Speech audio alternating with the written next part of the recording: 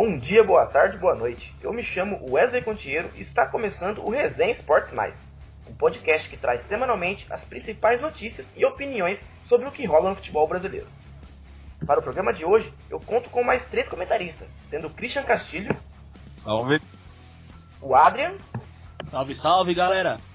E o Matheus Silva. Salve, galera. Para começar o programa de hoje, vamos falar sobre o Campeonato Brasileiro. Christian, passa pra gente os resultados da rodada. No sábado, o Ceará recebeu o Vitória na Arena Castelão, às 4 horas da tarde, e venceu pelo placar de 2-0 com gols de Samuel Xavier e Calisson. No mesmo horário, o Grêmio enfrentou o Lanterna Paraná e com o time reserva venceu pelo placar de 2-0 diante de 20 mil torcedores no dia de seu aniversário de 115 anos. Douglas de pênalti e Juninho Capixaba garantiram a vitória do time gaúcho. Mais tarde, às 7 horas da noite, o clássico entre Vasco e Flamengo ficou no empate de 1-1. André Silva abriu o placar para os vascaínos, mas o rubro-negro chegou ao empate com um gol contra de Luiz Gustavo. Esse jogo foi disputado no estádio Mané Garrincha, em Brasília. Já no domingo de manhã, o Botafogo recebeu o América Mineiro no Engenhão e venceu pelo placar de 1-0, com um gol marcado pelo capitão Rodrigo Lindoso. Às 4 horas da tarde, Cruzeiro e Atlético Mineiro se enfrentaram no Mineirão e ficaram no empate de 0-0. Já o Atlético Paranaense recebeu o Fluminense na Arena da Baixada e aproveitou os vacilos do tricolor e venceu pelo placar de 3-1 com gols de Pablo, Léo Pereira e Rafael Veiga. Luciano ex-Corinthians descontou para o Fluminense. Enquanto isso, em Salvador, o Bahia recebeu o Palmeiras e ficou no empate de 1-1. Gilberto abriu o placar para o time baiano, mas Felipe Melo garantiu o empate do Verdão. Outro empate que tivemos na rodada foi o Clássico Paulista entre Santos e São Paulo, que ficaram no 0-0. Já o Corinthians recebeu o Sport na Arena Itaquerão e venceu de virada o time nordestino pelo placar de 2-1. Hernani abriu o placar para o Leão cobrando pênalti, mas Jadson e Danilo Avelar garantiram a vitória do Corinthians. E no jogo da segunda-feira, a Chapecoense recebeu o Internacional e venceu pelo placar de 2-1 com o goleiro Jandrei salvando a Chape no final, defendendo um pênalti aos 49 do segundo tempo cobrado pelo atacante Damião. Bom, com esses resultados, a rodada foi um pouco atípica porque os 4 primeiras equipes não venceram. São Paulo ficou com um empate, o Internacional perdeu, o Palmeiras empatou e o Flamengo também empatou. Com isso, o São Paulo fica na contratabela com 50 pontos, seguido pelo Internacional com 49, Palmeiras com 47 e Flamengo com 45. O Grêmio, que foi a equipe mais próxima do líder que venceu, hoje é o quinto colocado com 44 pontos. E em sexto lugar temos o Atlético Mineiro com 42. As equipes que disputam o título hoje seriam o São Paulo Internacional e o Palmeiras mais de perto, Flamengo e Grêmio já um pouco mais distante, e o Atlético Mineiro já seria um sonho bem distante, Adriano, o que você acha dessa disputa pelo Campeonato Brasileiro? Eu acho que o São Paulo tem uma grande vantagem pelo fato do Inter ter tropeçado hoje contra a Chapecoense, que é um resultado que quem briga pelo título não pode ter. Só que, para o futuro do campeonato, o Inter decide todos os confrontos direto em casa, e isso pode ser uma vantagem para o time colorado. Já o Palmeiras, eu vejo que ele vai abdicar do Campeonato Brasileiro mais à frente, focando na Libertadores e na Copa do Brasil. Flamengo e Grêmio vão correr por fora, mas também pensando em competições mata-mata. Na disputa pela Libertadores, vale lembrar que temos o G4 tradicional. Hoje, o quinto e sexto colocado irão para a pré-Libertadores, mas pode ser aberta ainda algumas vagas, Caso um brasileiro vença a Libertadores, teremos a 7ª vaga. E também tem a questão de que o Flamengo, por exemplo, o Palmeiras ou o Cruzeiro, vencendo também a Copa do Brasil, eles que estão hoje ali entre os 7 primeiros colocados, pode haver até um G8. Então podemos ter equipes aí sonhando até com a Libertadores, que é o caso do Cruzeiro, que pode conseguir a vaga tanto pela Copa do Brasil como pela Libertadores, ou até pelo Brasileirão. Temos o Corinthians com 33 pontos hoje, que é o 8º colocado, também sonha com essa vaga. Temos o Santos com 32 pontos, que só joga o Brasileirão, também sonha com essa vaga. E temos ele também correndo por fora um Fluminense, um Atlético Paranaense, que tem também a soma do rebaixamento, mas ainda briga para tentar uma vaga na Libertadores, caso abram mais vagas, Como você vê essa disputa, Adriano? Eu vejo uma vantagem para o Atlético Mineiro sustentar a 6ª posição. Já Cruzeiro, acho que não está muito focado no Brasileirão, não. Ele é uma carta branca ali no meio de Corinthians, Santos, Fluminense, Atlético Paranaense até o América Mineiro, que também tem 30 pontos e corre por fora. Esses times sonharão com um título de Flamengo, Palmeiras ou Grêmio na Copa do Brasil e título de um dos 5 primeiros colocados na Libertadores, para abrir mais 2 vagas para eles. Caso o Cruzeiro não consiga avançar na Libertadores e não consiga um sucesso na Copa do Brasil, ele vai ter que voltar a brigar no Brasileirão. E esse é o risco que vem correndo o time do Mano Menezes. A torcida está meio grilada com isso porque ele abdicou totalmente do Brasileiro para focar no mata-mata. E mata-mata não é confiável, né, gente? Bom, essa 25ª rodada do Campeonato Brasileiro foi marcada porque tivemos 3 clássicos, né? Tivemos Vasco e Flamengo, que ficou no empate 1-1, Cruzeiro e Atlético Mineiro no empate 0-0 e Santos e São Paulo no empate 0-0. Então foram 3 clássicos com 3 empates. Nesses empates aí, na situação de tabela, o São Paulo levou vantagem porque conseguiu assumir a liderança mesmo com 1 ponto e por ser fora de casa. Flamengo e Vasco teve uma questão de que o Flamengo teve um jogador a menos, depois o Vasco ficou com igualdade porque teve um jogador machucado, o Bruno Silva, teve que deixar o gramado, já tinha feito as 3 substituições. E no Clássico Mineiro, do Cruzeiro e Atlético Mineiro, foi um jogo em que teve até bons lances assim de defesa do goleiro, na verdade, mas o Cruzeiro já estava com uma equipe também em reserva, né? Então abriu mão, então era obrigação até do Atlético Mineiro, mesmo por estar fora de casa, procurar vencer o seu jogo. Como que você viu essa partida, Zabe? O Clássico do Rio, né, tivemos um time que briga para não cair contra um time que briga pelo título. Só que o Vasco se impôs em cima do Flamengo, parecia que a situação era o contrário. O empate ficou muito ruim para o Vasco, pelo que foi a partida, merecia muito mais. E o Flamengo com o empate entrou numa crise de bastidores. O Clássico Paulista ficou de bom tamanho para o São Paulo, né, que reassumiu a liderança mesmo com o empate, vendo o Santos perder boas chances durante a partida. Já o Clássico em Minas, realmente o Cruzeiro abdicou do campeonato, entrou com um time totalmente reserva, foi dominado pelo Galo e viu seu goleiro Rafael fazer grandes defesas e salvar a equipe celeste no Mineirão. Falando um pouquinho do Flamengo, que eu acho que hoje é a equipe mais conturbada ali da parte de cima da tabela, né? Temos algumas novidades que rolou entre o dia dessa segunda-feira agora, né? Com certeza. O dia hoje foi quente na Gávea. Tivemos reuniões durante a manhã e durante a parte da noite.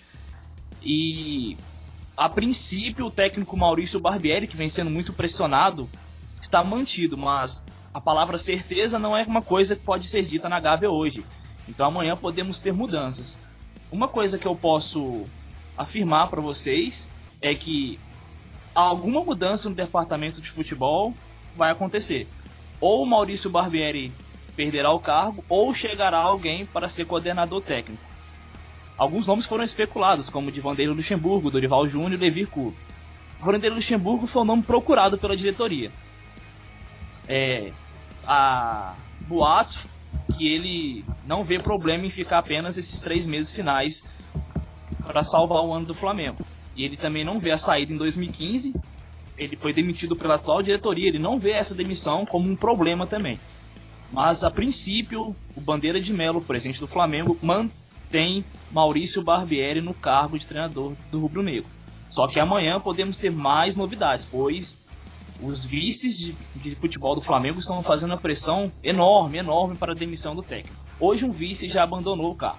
Amanhã teremos mais notícias da Gávea. Bom, vamos passar um pouquinho para falar agora da parte de baixo da tabela. É um campeonato brasileiro bem embolado, com muitas equipes ali que ainda vivem com o fantasma do rebaixamento. Eu acho que na rodada, com a vitória até do próprio Corinthians, já deu uma respirada boa. Acho quase impossível ter um rebaixamento, já está com 33 pontos. Então acredito que do Atlético Paranaense para baixo ali tem que abrir o olho ainda. Temos o Atlético Paranaense com 30 pontos, o América Mineiro com 30 pontos, o Vitória com 29, Bahia 29, Botafogo 29 e a Chapecoense, que é a primeira equipe fora da zona de rebaixamento, com 28.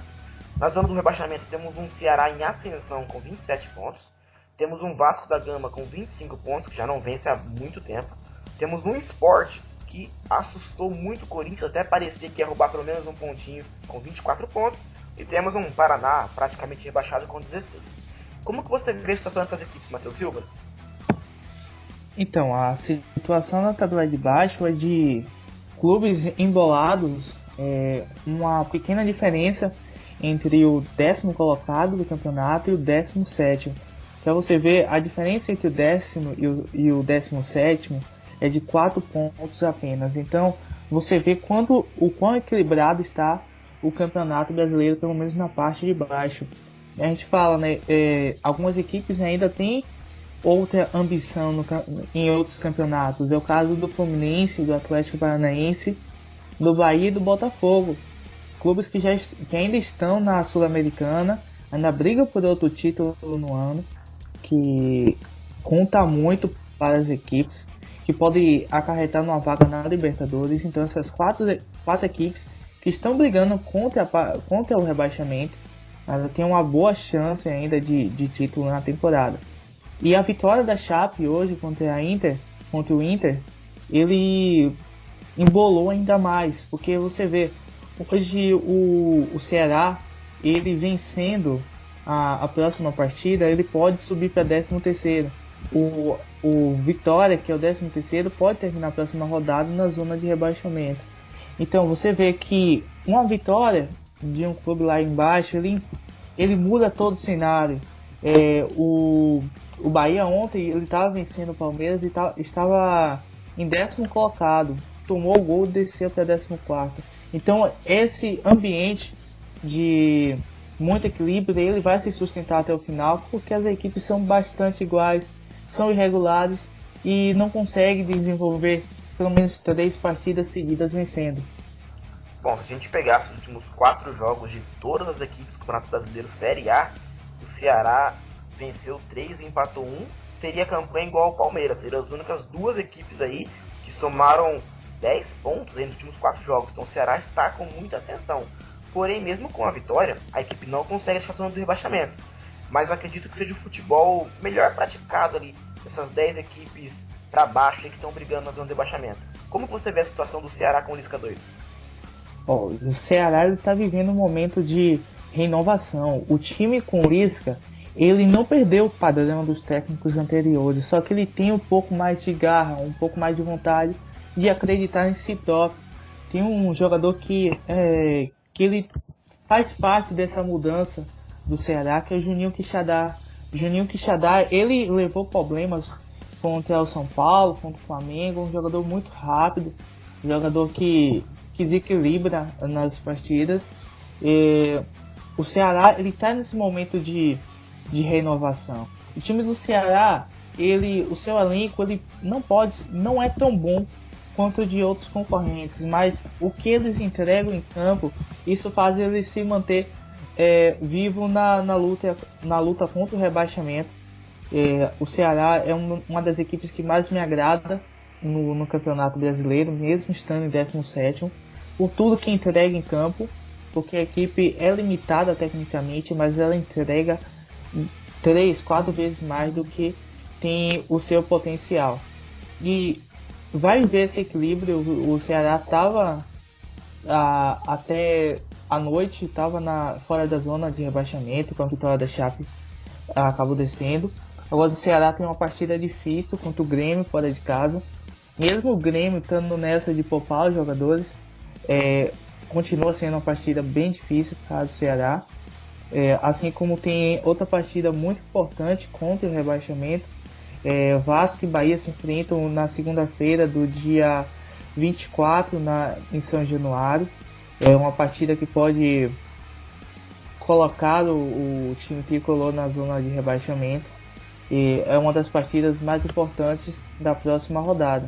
E vai continuar embolada até o final essa briga contra o rebaixamento do Campeonato Brasileiro. Bom, falando nessa parte do rebaixamento ainda, né, temos a situação também dos times cariocas, como o Vasco, que apesar que jogou até bem contra o Flamengo, mas ficou no empate. Temos o Botafogo, que conseguiu, né, uma vitória que deu uma respirada, porque senão hoje também era uma equipe que era para estar no rebaixamento. E temos também o caso da rivalidade das equipes baianas também, né, que é o caso do Vitória e do Bahia. O Vitória vinha numa sequência melhor, tinha vencido 3 jogos dos últimos 5. O Bahia oscila muito, ganha em casa e perde fora. Porém, nessa rodada, o Bahia enfrentou o Palmeiras. Tá certo que é o maior investimento do Brasil e tudo mais, só que o Bahia estava jogando em casa, saiu na frente e tomou um gol de cabeça no final. E mesmo assim saiu comemorando esse ponto. Você acha que foi um ponto para se comemorar ou 2 pontos para se lamentar? 2 pontos para se lamentar. Até porque, pelo roteiro da partida, o Palmeiras não conseguiu agredir o Bahia. O Palmeiras, em momento nenhum, antes do gol, tinha levado perigo à equipe baiana. E a equipe baiana, ela teve um mal durante todo o segundo tempo. O Bahia, no primeiro tempo, ele jogou para cima, pressionou, foi melhor que o Palmeiras. Só que no segundo tempo, o técnico Anderson Moreira, ele retraiu a equipe baiana. Não percebeu a má partida que Zé Rafael estava fazendo, e assim também como o jovem jogador Ramírez, que foi o melhor jogador em campo, já estava cansado, e tirou o atacante Gilberto, que conseguia segurar mais a bola no ataque. O Bahia, ele acabou deixando 2 pontos de lado, pontos importantes, ponto que deixaria ele na 10ª colocação do campeonato. Então, esses pontos contra um Palmeiras que estava bem mudado por conta da Libertadores não pode se perder. Porque olha, por exemplo, a Chapecoense hoje venceu o Inter em Chapecó, venceu o vice-líder do campeonato. Então, esses pontos contra a equipe que está lá em cima, quando você vê essa oportunidade de ganhar, você não pode deixar escapar. E o Bahia já deixou escapar nesse campeonato contra o São Paulo, contra o Grêmio, contra o Internacional e agora contra o Palmeiras. Então, são essas partidas que não pode bobear, que não pode perder ponto, porque depois, no final, pode acarretar no rebaixamento da equipe, que tem 2 partidas contra Cariocas agora, Vasco e Flamengo em sequência. Então tem que se atentar, porque são partidas difíceis e pode acontecer do Bahia terminar daqui a 2 rodadas dentro da zona de rebaixamento. Outro assunto que tivemos na rodada foi a questão da arbitragem, né? Tivemos o jogo entre Chapecoense e Internacional, 2-1 para a Chape, porém foi um jogo com 3 pênaltis, uma expulsão, mas na minha visão foi até, eu acho que a melhor arbitragem que eu vi assim nos últimos tempos, que foram lances complicados, né? Como que você vê a arbitragem nessa partida, Christian? Não, eu vejo que o árbitro, se todos apitassem da mesma forma que esse árbitro apitou hoje, acho que o Brasileirão estaria muito mais equilibrado e alguns resultados aí não estariam... Alguns resultados que a arbitragem prejudicou, o campeonato poderia ser outro. O juiz da linha de fundo, aqueles que ficam do lado do gol ali, ele que marcou os 2 pênaltis. Vale lembrar isso aí, que a gente está cansado de ver esses juízes de lado de gol aí não fazendo nada. Muitas vezes a gente questiona o que eles estão fazendo ali. Então, tanto o pênalti para Chapecoense quanto o pênalti para o Internacional foi o mesmo juiz que marcou, esse juiz de lado. E todos os pênaltis marcados corretamente.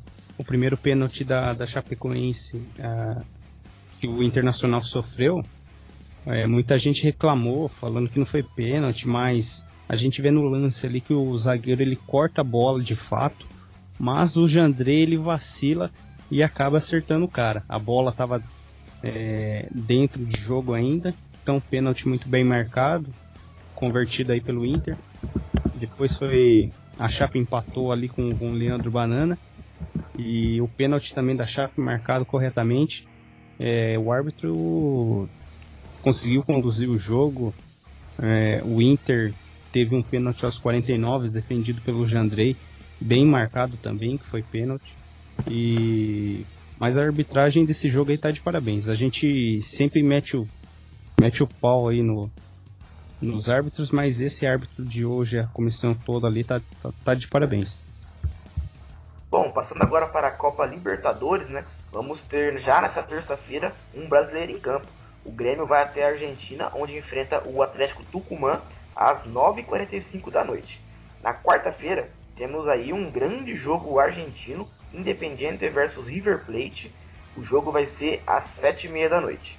Também na quarta-feira, jogo com transmissão na TV aberta, né? Vamos ter na Argentina, na Bombonera, Boca Juniors e Cruzeiro. Na quinta-feira, jogo também com transmissão na TV aberta, vamos ter Colo-Colo e Palmeiras. Christian, o que você espera desse clássico argentino e dos brasileiros na Libertadores?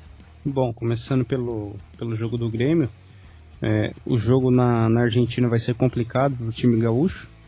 O Atlético Tucumã ele eliminou o Atlético Nacional, venceu o primeiro jogo em casa por 2-0 e depois no jogo de volta perdeu de 1-0.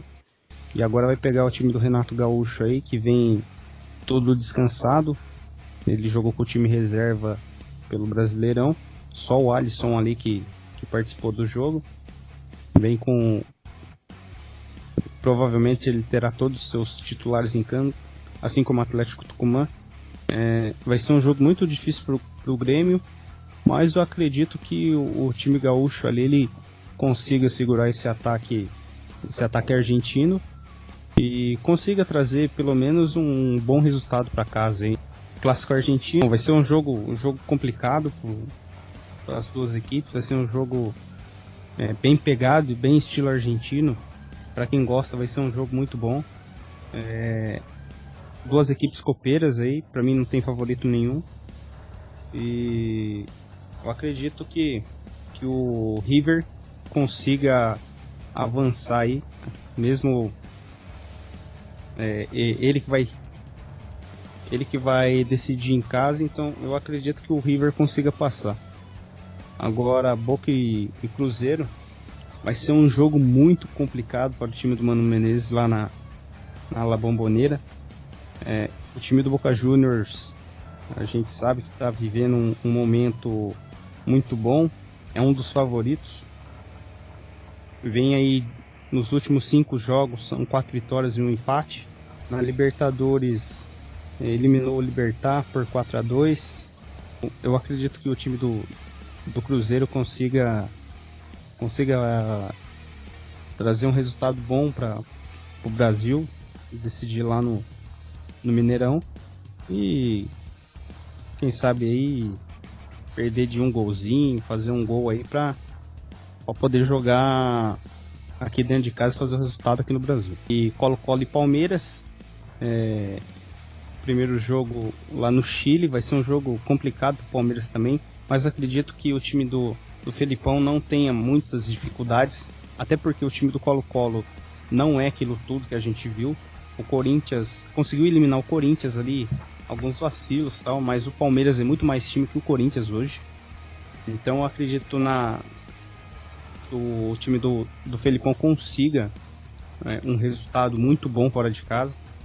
E no jogo de volta, eu acredito também que seja tranquilo, não tenha nada. Não vejo o Colo-Colo, aquele monstro todo, eu não acredito que vai ter zebra. Curiosidade nessa partida, o Valdívia vai reencontrar seu ex-time. Hoje ele defende as cores do Colo-Colo, ele que teve participação fundamental na eliminação, na classificação, perdão, diante do Corinthians. Eu não vejo que vai ser um jogo bem disputado, até porque o time do Colo-Colo é bem limitado. O Palmeiras tem tudo para fazer um grande resultado fora de casa e decidir aqui na Arena Palestra. Bom, vamos repassar os jogos então e fazer os nossos palpites também, né? Então vamos lá, então vale lembrar que começa nessa terça-feira com Atlético Tucumã e Grêmio. Quanto é o jogo pra você, Christian? Eu chuto aí 1-1. Adrian? 2-1 pro Atlético Tucumã. Matheus? 2-0 Tucumã. Nessa eu tô com o Christian, eu acho que vai ser de 1-1. Bom, na quarta-feira, né, temos o Independiente e o River Plate. Eu chuto 2-1 Independiente. 0-0. Matheus? Olha, o River tá sem perder desde fevereiro, então acredito que seja 2-1 pro River fora de casa. Bom, como o Matheus apostou no River Plate, então eu vou de 1-0 Independiente. Boca Juniors e Cruzeiro temos na quarta-feira às 9h45. Boca Juniors 2-1 Cruzeiro. Adrian? Eu vou de um placar bailarino, 3-3. Matheus? Vai dar 2-0 Boca Juniors. Eu aposto no 2-1 Boca Juniors, ele é um jogo bem pegado, né? Na quinta-feira também temos finalizando aí essa primeira rodada das quartas de finais da Libertadores, Colo-Colo e Palmeiras 9h45. 3-1 Palmeiras e o gol do Colo-Colo vai ser marcado pelo Valdívia, lei do ex. Adrian. 2-0 Palmeiras, 2 gols de Borra. Matheus. 2-2, gol de Lucas Barrios e Valdívia. E eu vou de 1-0 Colo-Colo. Vamos passar aqui então para falar os nossos palpites também da Champions League. Os jogos da quarta-feira, né? Temos alguns bons jogos até aí. Vamos começar pelo grupo E. Temos Ajax e o AEK. 3-1 pro time holandês. Adrian.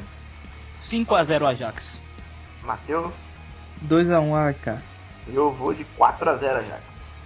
Bom, aí temos outro jogo também pelo grupo. Temos Benfica e Bayern de Munique. Esse jogo vai ser bom, hein? Eu aposto em um 2-2. Adrian. 3-1 Bayern de Munique. Matheus. 1-0 Benfica. E eu vou de 3-0 Bayern de Munique. No grupo F temos Shakhtar Donetsk e Hoffenheim. Shakhtar 2-1. Adrian.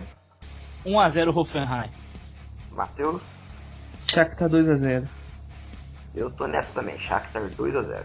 Completando o grupo F, temos Manchester City e o Lyon. City 3-1. Adrian. City 4-0. Matheus. City 5-2. Eu vou de Manchester City 5-0 no Lyon. Bom, no grupo G temos outro bom jogo, né? Real Madrid e Roma. Real Madrid 2-1. Adrian. Pelo retrospecto da Roma nos últimos jogos, Real Madrid 3-0. Matheus.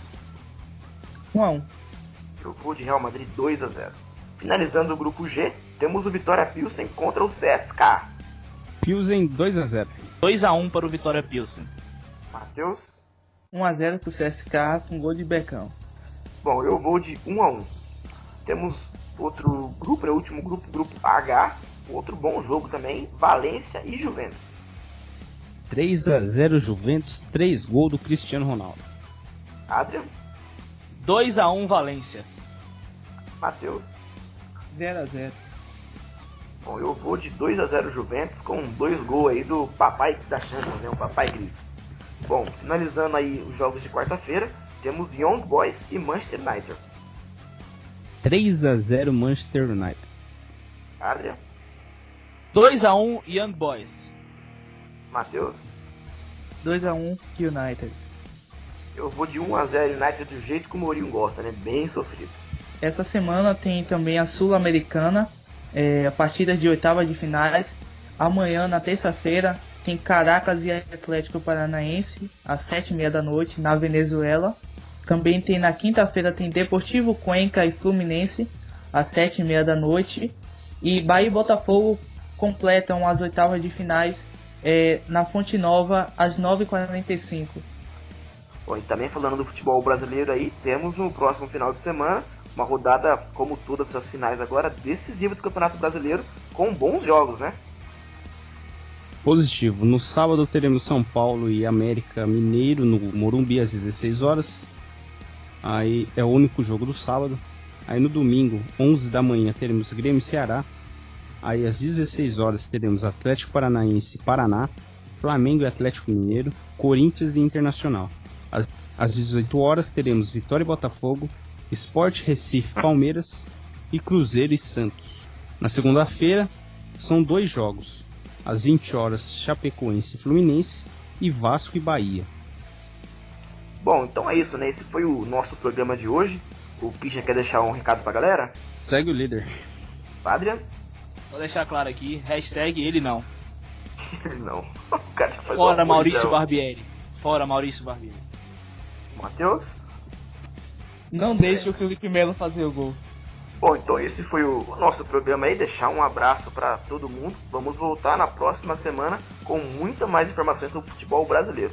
Vale lembrar, agradecer aí o nosso patrocinador, galera do Futzeira. Vamos deixar o link aí na descrição para quem quiser os quadros decorativos de todos os times do Campeonato Brasileiro também e de fora.